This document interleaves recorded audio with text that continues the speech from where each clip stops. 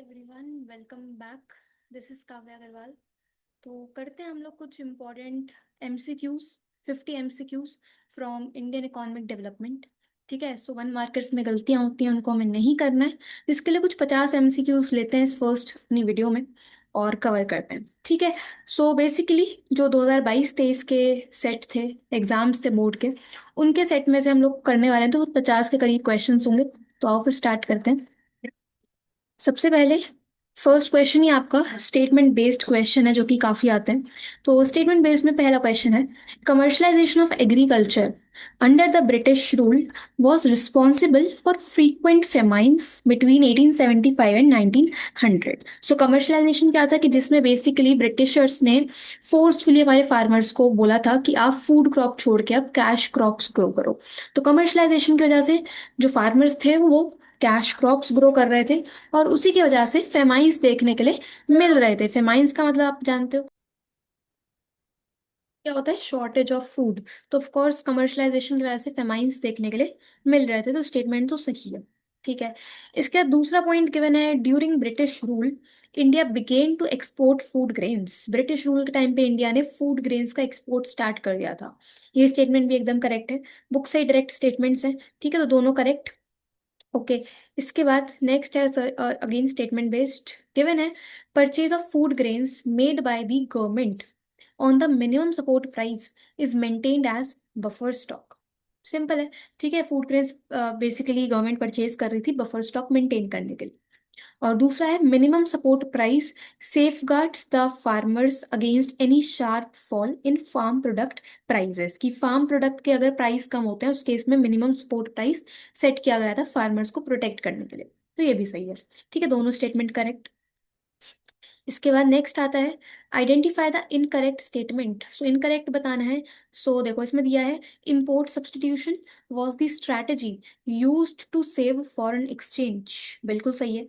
Import substitution के वजह से फॉरेन एक्सचेंज सेव हो पा रहा था। ठीक है, इम्पोर्ट्स कम हो गए थे, तो ये सही है। दूसरा है, license policy ensured regional equality. जो लाइसेंसिंग सिस्टम था चैप्टर नंबर 2 में, उससे रीजनल इक्वालिटी प्रमोट होती है, बिल्कुल होती है, क्योंकि बेसिकली हर एक इंडस्ट्री को लाइसेंस देना मैंडेटरी कर दिया था। और जो बैकवर्ड एरियाज थे वहाँ पे लाइसेंस लेना थोड़ा सा इजी था, रीजनल इक्वालिटी को प्रमोट करने के लिए। तो ये भी सही है। ठीक है, तीसरा है, Russian economic model was the base for Indian economic system. तो ये गलत हो जाएगा कि इंडिया में जो मिक्स्ड इकोनॉमिक स्ट्रक्चर चलता है वो रशियन इकोनॉमिक मॉडल की तरह नहीं है। ठीक है, ये गलत है। बाकी पॉइंट है, स्मॉल स्केल इंडस्ट्रीज एक असेंशियल टूल है फॉर एम्प्लॉयमेंट जनरेशन। तो ये भी सही बात है। हमें इनकरेक्ट बताना है, तो option C would be the answer. Okay, इसके बाद नेक्स्ट है, mini hydel plants are good for the environment. Mini hydel plants क्या है कि बेसिकली इलेक्ट्रिसिटी जनरेट करने के लिए वाटर के थ्रू आप इलेक्ट्रिसिटी जनरेट कर पा रहे हो। So good for the environment because they generate electricity only for local areas. Correct है। They do not change the land use pattern. ये भी एकदम करेक्ट है। They rely on the perennial streams. Perennial यानी कि नेवर एंडिंग स्ट्रीम्स पे depend होते हैं। तो ये भी करेक्ट है। तो तीनों ही स्टेटमेंट एकदम सही है, बुक से डायरेक्ट लाइंस हैं। सो आपको थॉरली चीजें पता होनी चाहिए। तो all the 3 options are correct. ठीक है, इसके बाद नेक्स्ट आता है, the great leap forward campaign GLF campaign in China focused on dash. तो जीएलएफ कैंपेन का मेन मोटिव था कि चाइना का जो इंडस्ट्रियल बेस है उसे सेटअप करना है। ठीक है, सो बेसिकली पॉइंट्स के अकॉर्डिंग आएगा वाइड स्प्रेड इंडस्ट्रियलाइजेशन। ठीक है, industrialisation was the main aim of GLF campaign. Then इसके बाद, India is not a member of which of the following regional groupings. तो ये आपका एक जनरल नॉलेज बेस्ड क्वेश्चन है, और पिछले 3 साल से इस तरह का एक क्वेश्चन आपके एग्जाम में आ ही रहा है। तो इसको ध्यान से याद कर लेना कि जो इंडिया है वो ब्रिक्स का मेंबर है, G20 का भी मेंबर है, और सार्क का भी मेंबर है, बट यूरोपियन यूनियन का मेंबर नहीं है। तो ऑप्शन ए आंसर आएगा। ठीक है, G20 तो अभी 1-2 साल पहले हुआ था, आपको पता होगा। सार्क का मतलब होता है south Asian association of regional cooperation. तो साउथ एशिया, इंडिया एशिया के अंडर ही आता है, सो साथ का पार्ट भी होगा। और ये जो ब्रिक्स है इसमें आई का मतलब इंडिया ही होता है। ठीक है, तो ये ध्यान रखना पॉइंट्स। ओके जी, इसके बाद नेक्स्ट है, skill India programme launched by the government is not an attempt to increase dash in India. Not an attempt बोला है। सो देखो, स्किल इंडिया प्रोग्राम से HCF तो इंक्रीज होगा, इफिशियंट यूटिलाइजेशन भी होगा इनपुट्स का, जीडीपी भी इंक्रीज होगी, लेकिन लिखा है इनएडिक्वेट स्प्रेड ऑफ वोकेशनल एजुकेशन। इनएडिक्वेट गलत बोल दिया इन्होंने, तो ऑप्शन डी आंसर आएगा। ठीक है। देन इसके बाद अगला है, between 1966 to 76 Mao introduced this movement under which professionals and students were asked to work and learn from real life situations prevailing in the countryside of China। तो कौन से मूवमेंट के अंडर ऐसा हुआ था कि जो प्रोफेशनल थे चाइना के, उनको काम सीखने के लिए बाहर भेज दिया गया था? तो इसका आंसर होगा आपका जीपीसीआर, ऑप्शन डी। ठीक है। देन नेक्स्ट आता है स्टेटमेंट, दिया है in both India and Pakistan the service sector has been emerging as a major source of development. India और पाकिस्तान दोनों में ही सर्विस सेक्टर काफी ग्रो कर रहा है। बिल्कुल सही है, दोनों ही सेक्टर में, सॉरी दोनों ही इकोनॉमी में सर्विस सेक्टर एक मेजर सोर्स ऑफ डेवलपमेंट दे रहा है। ठीक है। दूसरा है, among the neighbours of India China has the highest life expectancy rate. China में एक्सपेक्टेंसी रेट ज्यादा है, बिल्कुल है, क्यों? क्योंकि वहां पे हेल्थ फैसिलिटी अच्छी है।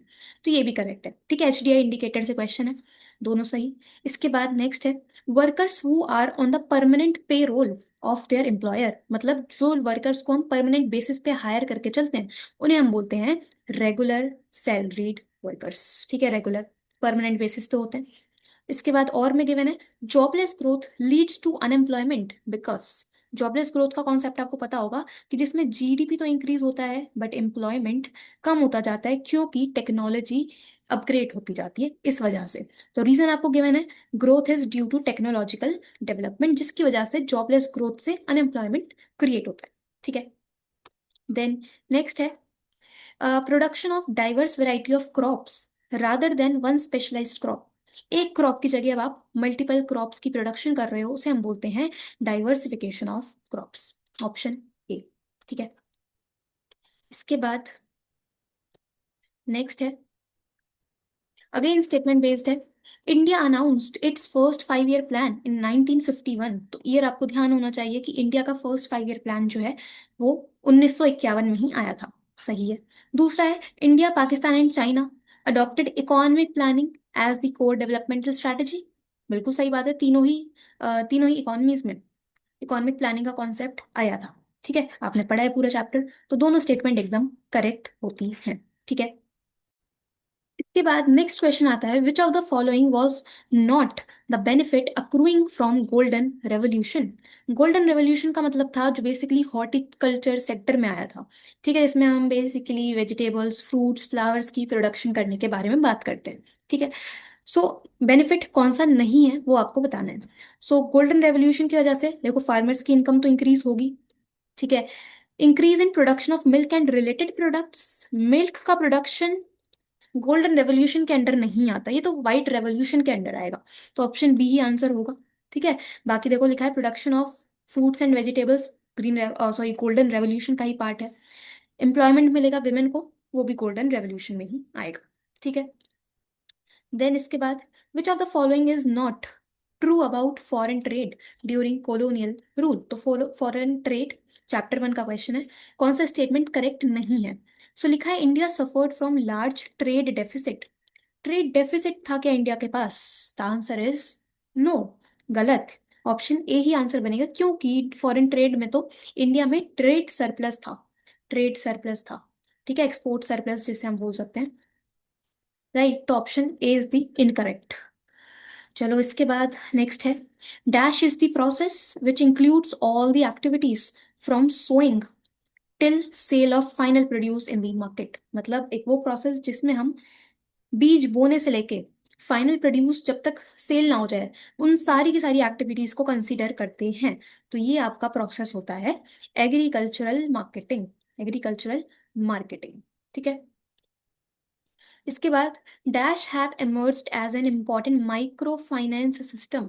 माइक्रो फाइनेंस सिस्टम जहां भी दिख जाए समझ जाना, बात हो रही है सेल्फ हेल्प ग्रुप्स की। ठीक है। तो इसमें से तो आपका बड़ा क्वेश्चन भी बनता है माइक्रो फाइनेंस में से। चलो इसके बाद नेक्स्ट है असर्शन रीजन। तो दिया है, human capital is not traded in the market. However, its services are traded. Human capital यानी कि the stock of skills, knowledge, qualifications, तो उसको आप मार्केट में ट्रेड नहीं कर सकते, बाय सेल नहीं कर सकते। बट सर्विसेज की ट्रेडिंग की जा सकती है ना, सर्विसेज आप दे सकते हो ऑफ कोर्स, क्योंकि इंटेंजिबल होता है इन नेचर। तो असर्शन सही है, रीजन भी गिवन है, इंटेंजिबल है, ये भी सही है, दोनों एकदम करेक्ट है, एक्सप्लेनेशन भी बिल्कुल टिप टॉप है। सो ऑप्शन ए, ठीक है। इसके बाद दिया है benefits of physical capital accrue only to private entities, whereas human capital का जो बेनिफिट है वो प्राइवेट को ही मिलता है और सोशल बेनिफिट्स भी मिलता है। ठीक है, सोशल एंड प्राइवेट दोनों। तो कोई अलग टॉपिक्स नहीं है, बुक से ही डायरेक्ट क्वेश्चंस बने हैं चैप्टर के बीच में से। ठीक है, अच्छा जी, इसके बाद स्टेटमेंट है, China introduced structural economic reforms on its own without any pressure. China ने जो रिफॉर्म्स इंट्रोड्यूस करे वो विदाउट एनी प्रेशर को लेके आए थे अपनी इकोनॉमी को डेवलप करने के लिए। सही है, चाइना पे कोई ऐसा दबाव नहीं था कि रिफॉर्म्स लेके आने। इंडिया और पाकिस्तान पे एक दबाव था, एक प्रेशर था, जिसकी वजह से रिफॉर्म्स आए थे। बट चाइना जो था वो खुद की मर्जी से ही रिफॉर्म्स लेके आया था। तो स्टेटमेंट सही है। इसके बाद scholars argue that in India the economic reform process led to the worsening of all economic indicators। India में जब रिफॉर्म्स आए, यानी कि एलपीजी पॉलिसी आई, तो उससे सारे के सारे इकोनॉमिक इंडिकेटर्स की सिचुएशन खराब हो गई थी क्या? नहीं भाई नहीं।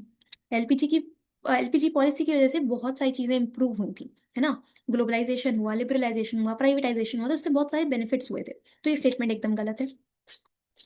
इसके बाद नेक्स्ट है, in an economy when the rate of resource extraction, मतलब रिसोर्सेज का use, is lower than the rate of regeneration, the environment में ऑपरेट। मतलब क्या है कि जब रिसोर्स एक्सट्रैक्शन कम होगा, रिसोर्स रीजनरेशन ज्यादा होगा। ठीक है, जनरेट ज्यादा हो रही है रिसोर्सेज, यूज कम है, तो उस केस में जो एनवायरमेंट है वो अपनी कैरिंग कैपेसिटी के अंदर ही होगा। ठीक है, द एनवायरमेंट में operate with in its carrying capacity. ठीक है, इसके बाद आपको बताना है choose the incorrect pair. Incorrect pair बताना है, तो ईयर आपको ध्यान में होना चाहिए। रेलवेज इंट्रोड्यूस हुए थे 1850 में, बिल्कुल सही है, याद भी कर लेना साथ साथ। दूसरा है incorporation of TISCO, Tata iron and steel company. तो ये जो है, ये आपका 1807 में आया था क्या? नहीं, ये गलत है, 1907 में हुई थी सेटअप। ठीक है, सो ऑप्शन बी इनकरेक्ट है। राइट, उसके बाद फर्स्ट सेंसस 1881 में आया था, याद रख लो। सुएज कैनाल भी 1869 में आई थी, ये भी याद कर लो। ठीक है, इसके बाद नेक्स्ट है, among India, China and Pakistan, China is the largest nation and has the highest population density. देखो, चाइना तो लार्जेस्ट है, एरिया वाइज बड़ा है, बट पॉपुलेशन डेंसिटी चाइना में सबसे कम है। ठीक है, डेंसिटी का मतलब होता है कि एक एरिया है ये, तो 1 स्क्वायर किलोमीटर में कितने लोग रह रहे हैं। तो जितना बड़ा एरिया होगा, 1 स्क्वायर किलोमीटर में कम लोग रहेंगे ना, सो डेंसिटी कम हो जाएगी। तो चाइना में जो डेंसिटी है वो लोएस्ट है, तो इसलिए स्टेटमेंट गलत माना जाएगा। ठीक है, दूसरा है one child policy introduced in the late 1970s in China led to a considerable decline in the population growth rate. तो वन चाइल्ड पॉलिसी की वजह से पॉपुलेशन ग्रोथ रेट कम हुआ था, बिल्कुल हुआ था। और one child policy late 1970s में ही आई थी, ये भी ध्यान रखना, 1979 में आया था। ठीक है, तो सही है। ओके, इसके बाद नेक्स्ट है, अगला क्वेश्चन आता है, अगेन आपको इनकरेक्ट बताना है, इनकरेक्ट स्टेटमेंट। ठीक है, तो देखो डेटा गिवन है, और इस डेटा के अकॉर्डिंग आपको बोला है जीडीपी का ग्रोथ दिया हुआ है 1980 टू 1990, और दूसरा 2015-17। सो पॉइंट्स गिवन है, China was able to maintain near double digit growth during 1980s। Double digit यानी 1980s में देखो चाइना का ग्रोथ रेट है 10.3, 2 डिजिट है, तो ये तो सही है। ठीक है, दूसरा है, Pakistan was ahead of India during 1980 to 2017। मतलब इस टाइम पीरियड में पाकिस्तान इंडिया से आगे था क्या? नहीं भाई, बिल्कुल नहीं, ऐसा कैसे हो सकता है? देखो ना, सिंपल चीज है, इंडिया का ग्रोथ रेट 7.3 है, पाकिस्तान तो पीछे है 5.3 पे। ठीक है, सो यही ऑप्शन बी इनकरेक्ट है। राइट, ओके जी, तो ये हमारा आंसर डन। इसके बाद नेक्स्ट है, China initiated dash in 1958 which aimed at industrializing the country on massive scale. Industrialization की बात हो रही है इन चाइना, कौन सा कैंपेन आया था 1958 में? आंसर बनेगा GLF campaign, the great leap forward campaign. ठीक है, इसके बाद अगला आता है, dash act as a measure of the extent of democratic participation in social and political decision making. Democratic participation की बात हो रही है, पॉलिटिकल डिसीजन मेकिंग की बात हो रही है, ये होते हैं हमारे लिबर्टी इंडिकेटर। ठीक है, लिबर्टी इंडिकेटर, ध्यान से इसको याद कर लेना। बुक में एक डिब्बे में गिवन है, बस छोटा सा कॉन्सेप्ट है, दिमाग में बिठा लेना। 3 नंबर का भी क्वेश्चन आ सकता है और 1 नंबर का एमसीक्यू भी बनता है। इसके बाद नेक्स्ट चलते हैं हम लोग। इसके बाद नेक्स्ट आता है, identify the correct alternative with reference to the following statement. So देखो, ये तो हमने क्वेश्चन ऑलरेडी कर लिया, इसको स्किप करते हैं, ये रिपीट क्वेश्चन है तो कोई नहीं। अगला देखते हैं, स्टेटमेंट है, in the agricultural sector communes were established where land holdings were allocated to individual households for ownership। China की बात हो रही है, एग्रीकल्चर सेक्टर में कम्यून सिस्टम आए थे, उसमें इंडिविजुअल्स को लैंड प्रोवाइड किए गए थे। तो यहाँ तक तो ये लाइन बिल्कुल सही है, लेकिन ओनरशिप के लिए नहीं किए थे मेरे दोस्त, ओनरशिप के लिए नहीं किए थे, सिर्फ यूज करने का राइट मिला था, ओनरशिप ट्रांसफर नहीं हुई थी। ठीक है, तो इस एक वर्ड से ये स्टेटमेंट गलत। ठीक है, इसके बाद स्टेटमेंट 2 है, special economic zones were established to attract foreign investment and technology. बिल्कुल सही है, स्पेशल इकोनॉमिक जोन का मोटिव ही यही था कि हम बाहर से इन्वेस्टमेंट अट्रैक्ट कर पाए। तो स्टेटमेंट 2 करेक्ट है। ठीक है, इसके बाद देखो, micro credit programmes played a vital role in ensuring and overall development of the rural economy as they. Micro credit programme से क्या क्या होगा, फाइनेंशियल सपोर्ट मिलेगा, बिल्कुल। विमेन एम्पावरमेंट होगा, बिल्कुल। फॉर्मल क्रेडिट सिस्टम की रीच एनहेंस होगी, बिल्कुल। तो तीनों ही ऑप्शन करेक्ट, ऑप्शन डी। ठीक है जी, इसके बाद Dash revolution was the harbinger of major changes in the credit system as it led to diversification of the portfolio of rural credit towards production oriented lending। सो कौन सा revolution था जिससे credit system में change आया? ठीक है, और basically production oriented लेंडिंग्स लोग लेने लगे, प्रोडक्शन के लिए लोन लेना इंक्रीज हो गया था। प्रोडक्शन की बात हो रही है, इसमें आएगा ग्रीन रेवोल्यूशन। ठीक है, ग्रीन रेवोल्यूशन। ओके, इसके बाद from the following alternatives identify the correct full form of नीति इन नीति आयोग। सो नीति की फुल फॉर्म बतानी है, तो इसमें याद रख लेना option C, national institution for transforming India. ठीक है, national institution for transforming India, right. और इसमें और इसमें एक और पॉइंट ध्यान रखना कि जो नीति आयोग है ये आया कब था, ये आया था 1 जनवरी 2015 को। मेनली ईयर याद रखना 2015। ठीक है, चलो इसके बाद, in a dash economy resources are owned and operated by both public and private sector. कौन से इकोनॉमिक सिस्टम में जो रिसोर्सेज हैं वो प्राइवेट और पब्लिक दोनों ही मैनेज करते हैं? सिंपल आंसर है मिक्स्ड। ठीक है, मिक्स्ड, ऑप्शन डी। इसके बाद आपको बताना है which of the following might not be one of them. Given है, multiple reasons for economic slowdown and reemergence of poverty in Pakistan में बी एन्यूमरेटेड। मतलब पाकिस्तान में बहुत सारे रीजंस थे जिसकी वजह से इकोनॉमी डाउन हो गई थी, पॉवर्टी भी देखने के लिए मिलती है। तो आपको बताना है इनमें से कौन सा पॉइंट नहीं होगा, नॉट।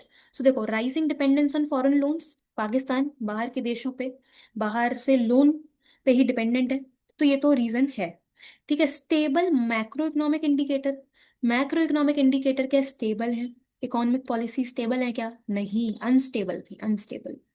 ठीक है, और गिवन है अनस्टेबल एग्रीकल्चरल ग्रोथ, ये भी था बिल्कुल, एग्रीकल्चर में बैलेंस्ड ग्रोथ नहीं थी। तो ऑप्शन सेकंड ही गलत है एकदम, तो डी आएगा आंसर। इसके बाद असर्शन रीजन है, government can try to reduce unemployment through special poverty removal programmes. कुछ पॉवर्टी रिमूवल प्रोग्राम्स होते हैं, ठीक है, जिनको यूज करके गवर्नमेंट अनएम्प्लॉयमेंट कम कर सकती है। सही बात है, ठीक है, पॉवर्टी कम अगर होगी तो अनएम्प्लॉयमेंट भी कम होगी। Because such poverty removal programs directly और indirectly lead to employment generation. उन प्रोग्राम्स की वजह से एम्प्लॉयमेंट जनरेशन होगा और जिसकी वजह से अनएम्प्लॉयमेंट कम हो जाएगा। दोनों सही है, एक्सप्लेनेशन भी बिल्कुल करेक्ट है, ऑप्शन ए। ठीक है, ऑप्शन ए। इसके बाद नेक्स्ट आता है, dash adopted the resolution to ban the use of chlorofluorocarbon compounds along with other ozone depleting chemicals. तो कौन सा रेजोल्यूशन था?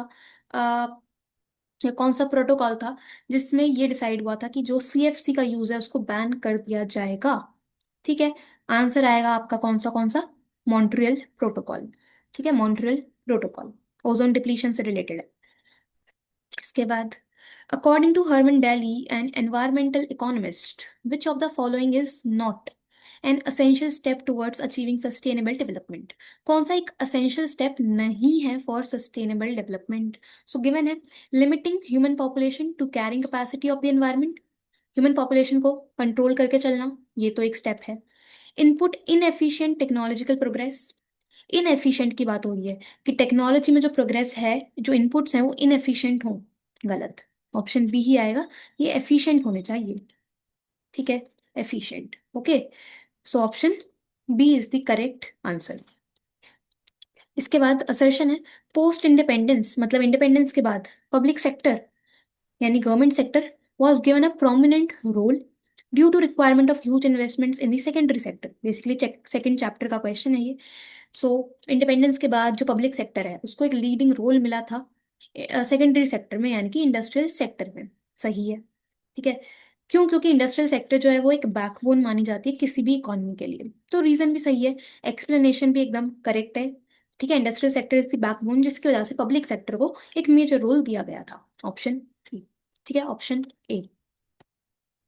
इसके बाद नेक्स्ट आता है, identify which of the following does not reflect a direct relation between HCF and economic growth?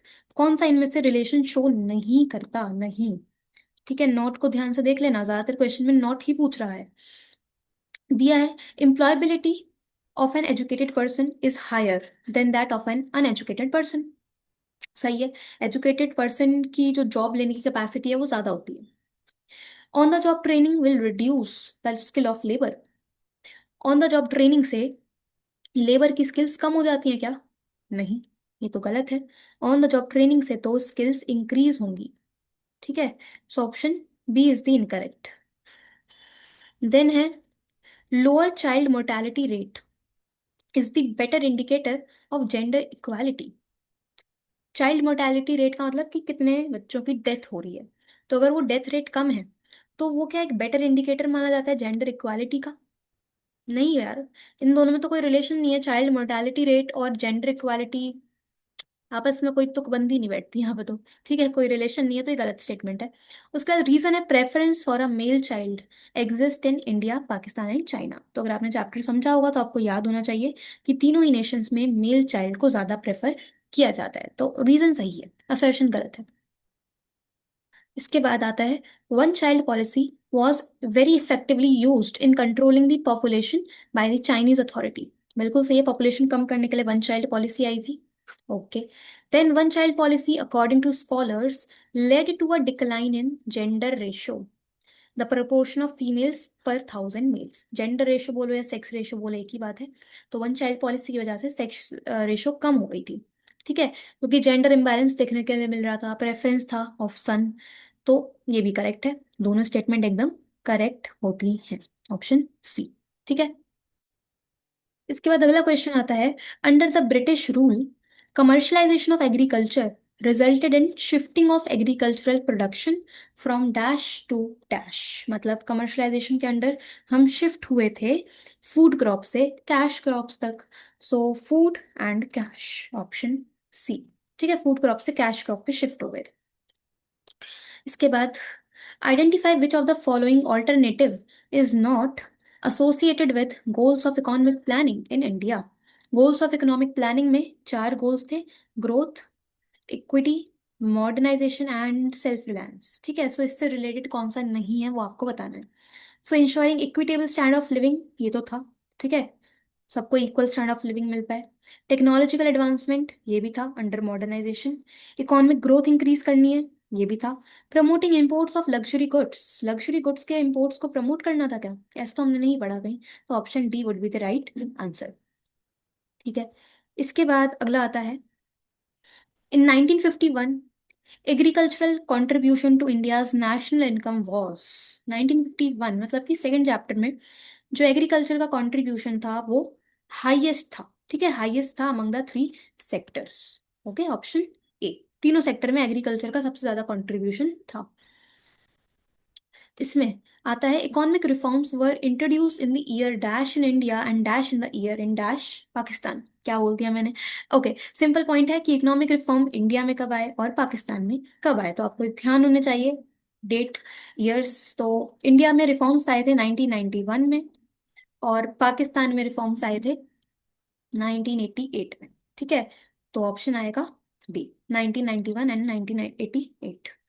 Okay, चलो इसके बाद, Pakistan is ahead of India in the case of, Pakistan India से आगे है एक सिचुएशन में इन पॉइंट्स के अकॉर्डिंग, जो कि है आपका एक्सेस टू सैनिटेशन फैसिलिटी। ठीक है, एचटीआई इंडिकेटर्स के अकॉर्डिंग चेक करना बुक में, आपको पता चलेगा कि पाकिस्तान सैनिटेशन फैसिलिटीज के मामले में इंडिया से आगे है, तो ऑप्शन सी। ठीक है, इसके बाद dash markets were organised to protect the farmers from malpractices in mandis, तो कौन सी मार्केट को हमने ऑर्गेनाइज किया था फार्मर्स को प्रोटेक्ट करने के लिए? पीरियोडिक, वीकली, डेली या रेगुलेटेड? रेगुलेटेड, सिंपल, इनके बारे में तो हमने बात ही नहीं करी थी। ठीक है, रेगुलेटेड मार्केट्स। इसके बाद arrange the following events of China in chronological order, so आपको अरेंज करना है, तो यहाँ पे तो ईयर्स ध्यान होने चाहिए तब क्वेश्चन बनेगा। तो वो दिया है ग्रेट प्रोलेटेरियन कल्चरल रेवोल्यूशन, ये आया था 1965 में। ठीक है, ग्रेट लीप फॉरवर्ड कैंपेन, इसका ईयर था 1958। ठीक है, introduction of economic reforms, China में रिफॉर्म्स आए थे 1978 में, और फर्स्ट 5 ईयर प्लान आया था 1953 में। ठीक है, सो पहले बनेगा फोर्थ, इसके बाद आपका बनेगा ऑप्शन सेकंड, तो fourth second, option B, fourth second first and third. ठीक है, option B. Okay, so years को याद कर लेना, क्वेश्चन आते हैं और आ भी रहे हैं, तो आपको सारे ईयर्स याद करने हैं। इसके बाद नेक्स्ट है economic growth means the increase in real national income of the country. बिल्कुल सही है, इकोनॉमिक ग्रोथ का मतलब कि रियल नेशनल इनकम इंक्रीज हो। सही है। Human capital formation and human development are one and the same concepts? नहीं, एचसीएफ एक अलग चीज है, ह्यूमन डेवलपमेंट एक अलग चीज है, दोनों में देखेगा डिफरेंस। ठीक है,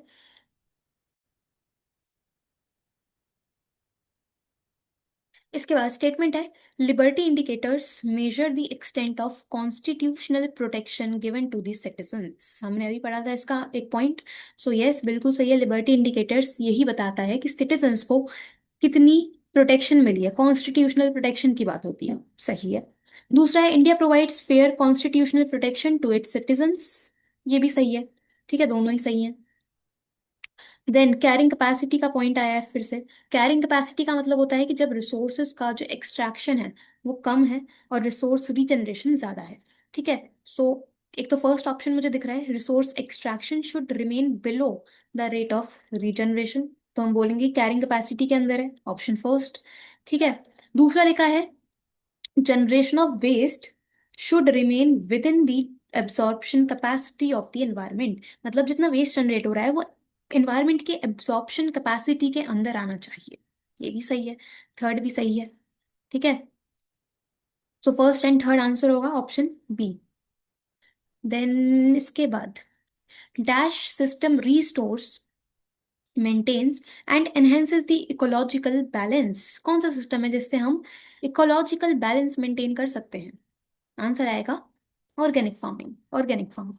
ठीक है, इसके बाद assertion reason the nature of unemployment problem in India is multifaceted, मतलब क्या है कि अनएम्प्लॉयमेंट के मल्टीपल टाइप्स हो सकते हैं, बिल्कुल है। ठीक है, सीजनल है, डिस्गाइज्ड है, ओपन अनएम्प्लॉयमेंट है, बहुत सारे हैं, तो मल्टीफेसेटेड है। ठीक है, ये डायरेक्ट लाइन है, बुक से ही दी है, तो कुछ नया नहीं है, ये मत सोचना कहीं ऐसी आउट ऑफ सिलेबस क्वेश्चन बन रहे हैं, ऐसा नहीं है, बुक में से डीपली आप पढ़ा होगा आपने, तो आपको आंसर इजिली समझ में आ रहे होंगे। ठीक है, अच्छा उसके बाद worker population ratio is an indicator used for analyzing the employment situation in a country. Worker population ratio से हम एम्प्लॉयमेंट सिचुएशन चेक कर सकते हैं। सही है। ठीक है, दोनों सही है, बट इन दोनों का आपस में कोई रिलेशन नहीं दिख रहा। ठीक है, तो ऑप्शन बी आंसर आएगा, ऑप्शन बी आंसर बनेगा। इसके बाद है China adopted the open door policy as a major economic reform initiative, open door policy क्या था बेसिकली, इकोनॉमी को ग्लोबलाइज करना था कि बाकी कंट्रीज के संग भी ट्रेडिंग हो पाए, ताकि फॉरेन इन्वेस्टमेंट बढ़े, फॉरेन कैपिटल इंक्रीज हो पाए चाइना में। तो स्टेटमेंट तो सही है। रीजन गिवन है, it aimed at industrializing the country on a massive scale. तो इसका रीजन गलत हो जाएगा। देखो, ओपन डोर पॉलिसी अगर आएगी तो ऑफ कोर्स एक कंट्री में इंडस्ट्री सेटअप होंगी, वैसे देखा जाए तो करेक्ट है, बट बुक्स की लैंग्वेज के अकॉर्डिंग ये स्टेटमेंट गलत माना जाएगा, क्योंकि बुक के अकॉर्डिंग ओपन डोर पॉलिसी का रीजन ये था कि जहां से फॉरेन इन्वेस्टमेंट इंक्रीज हो पाए। ठीक है, तो इसलिए रीजन गलत माना जाएगा, तो बुक में जो लैंग्वेज लिखी है उसके अकॉर्डिंगली आंसर बनना है। राइट, तो असर्शन सही है, रीजन गलत है। ओके, ठीक है जी, ये भी हो गया। देन इसके बाद है नेक्स्ट 10 क्वेश्चंस और। सो दिया हुआ है, identify which of the following is an incorrect function of environment. तो एनवायरनमेंट के चार ही फंक्शंस थे, इनकरेक्ट आपको बताना है। देखो, एनवायरनमेंट रिसोर्सेज सप्लाई करेगा, बिल्कुल। वेस्ट को एस्टिमुलेट करेगा, बिल्कुल। एस्थेटिक सर्विसेज भी प्रोवाइड करेगा, बिल्कुल। लेकिन लैंड डिग्रेडेशन ये थोड़ा ना फंक्शन होता है एनवायरनमेंट का, ऑप्शन सी। ठीक है, इसके बाद great proletarian cultural revolution was introduced in China in 1950s। अब ईयर आपको ध्यान होना चाहिए, जीपीसीआर जो है वो 1965 में आया था। ठीक है, 1965 में आया था, यानी कि आप बोल सकते हो 1960s में आया था, 1950s में नहीं, तो गलत है ये। ठीक है, इसके बाद China's growth is mainly contributed by the manufacturing sector. Manufacturing यानी कि सेकेंडरी सेक्टर। तो ये स्टेटमेंट भी गलत है, क्योंकि चाइना की जो ग्रोथ थी वो मेनली सर्विस सेक्टर से आती है। ठीक है, सो दोनों गलत। ओके, देन इसके बाद identify the incorrect statement, incorrect बताना है। तो दिया हुआ है आपको, China's economic growth rate is better than that of Pakistan. बिल्कुल, चाइना बेटर है एज कंपेयर टू पाकिस्तान, ये तो सही है। Pakistan is ahead, sorry, Pakistan is behind India in HDI ranking. ये भी सही है, इंडिया आगे है, पाकिस्तान पीछे है, बिकॉज डिजर्व करता है। ठीक है, उसके बाद one child policy norm was adopted in Pakistan. Pakistan में वन चाइल्ड पॉलिसी आई थी क्या? नहीं यार, वन चाइल्ड पॉलिसी तो चाइना में आई थी, चाइना में आई थी। ठीक है, गलत। उसके बाद है, in the first phase of green revolution output was restricted mainly to. Green revolution के फर्स्ट फेज में जो आउटपुट था वो किस किस फील्ड में आया था, बेसिकली वीट और राइस में। वीट और राइस का आउटपुट मेनली इंक्रीज हुआ था, ऑप्शन बी। ठीक है, इसके बाद अगला है, dash is known as the architect of Indian planning. Indian planning, Indian economic planning के आर्किटेक्ट कौन थे या फादर कौन थे? आंसर आएगा आपका, आंसर होगा पीसी महल नोबिस। पीसी महल नोबिस, याद रखना ये नाम। इसके बाद नेक्स्ट है, during the British rule in India Indian agricultural output witnessed stagnation due to. British rule के टाइम पे, यानी कि चैप्टर 1 के टाइम पे, चैप्टर 1 के टाइम पे इंडिया का जो एग्रीकल्चरल सेक्टर था उसमें स्टेग्नेशन हुआ था। क्यों? क्योंकि लैंड सेटलमेंट सिस्टम चल रहा था। ठीक है, then next, identify which of the following are associated with the problem of HCF in India. HCF की प्रॉब्लम से रिलेटेड कौन सा पॉइंट है वो बताना है। प्रॉब्लम बोल दो या लिमिटेशंस बोल दो, एक ही बात है। सो देखो, HCF में ब्रेन ड्रेन की प्रॉब्लम आती है, बिल्कुल, लोग देश छोड़ के बाहर चले जाते हैं अच्छी जॉब्स के लिए, तो ब्रेन ड्रेन एक प्रॉब्लम है। पॉपुलेशन बढ़ रही है, ये भी प्रॉब्लम है। अकेडमिक स्टैंडर्ड्स काफ़ी लो हैं, प्रॉपरली पढ़ाई नहीं हुई है या सिलेबस ना आउटडेटेड है। ठीक है, अकेडमिक सही नहीं चल रहा, तो ये भी है। चेंज इन सोशल आउटलुक, ये कोई प्रॉब्लम नहीं है। ठीक है, सो ऑप्शन फर्स्ट, सेकंड और थर्ड यहाँ पे प्रॉब्लम्स हैं, तो सी। ठीक है, देन नेक्स्ट आता है, special economic zones policy has led to huge FDI flow to China. बिल्कुल सही है, स्पेशल इकोनॉमिक जोन से FDI इंक्रीज होता है। ठीक है, दूसरा है, China's rapid industrial growth was the result of its economic reform in 1981। मतलब चाइना में इंडस्ट्रियल ग्रोथ इंक्रीज हुई थी क्योंकि रिफॉर्म्स आए थे 1981 में। अब अगर आपको ईयर गिवन है तो मतलब कुछ तो इन्होंने सोच के ईयर डाला होगा, इसी में झोल किया होगा इन्होंने। तो चाइना में जो इकोनॉमिक रिफॉर्म्स थे वो 1978 में आए थे यार। ठीक है, इसलिए स्टेटमेंट गलत है, गलत है। Okay, then next, again assertion reason दिया है, during 1980s economic growth rate of Pakistan was more than that of India. 1980s में इकोनॉमिक ग्रोथ पाकिस्तान का ज्यादा था, इंडिया का कम था।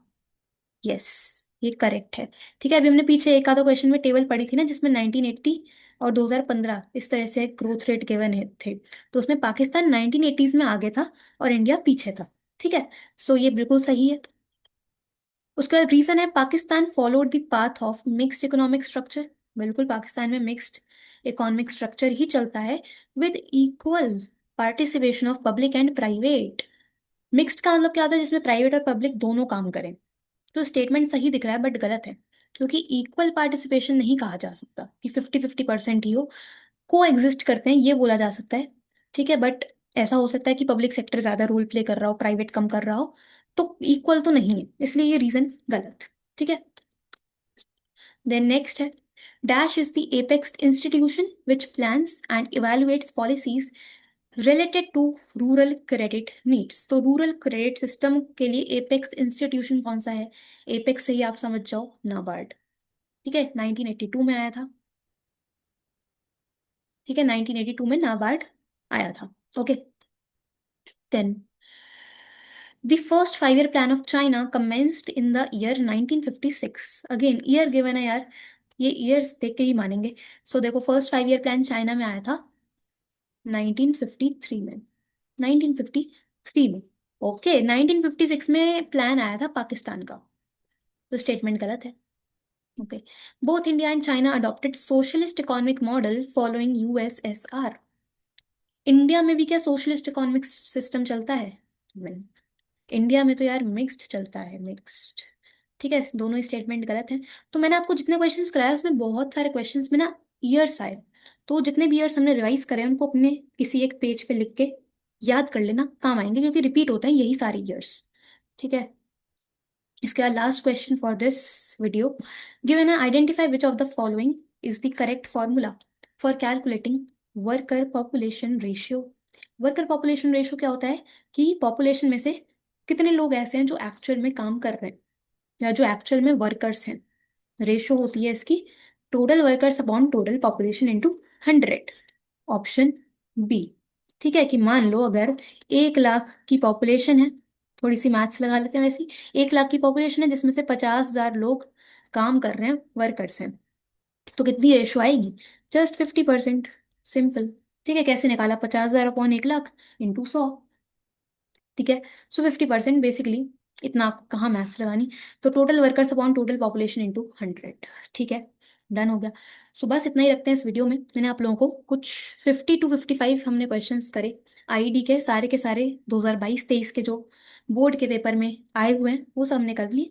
बाकी नेक्स्ट वीडियो में और पेपर के एमसीक्यूज करेंगे इसी तरह से 50-50 करके, और बढ़िया प्रैक्टिस हो जाएगी। ठीक है, तो इतने क्वेश्चन रिवाइज कर लो, कोई डाउट आता है किसी भी क्वेश्चन में तो कमेंट में पूछ लेना। मिलते हैं नेक्स्ट में। Thank you so much.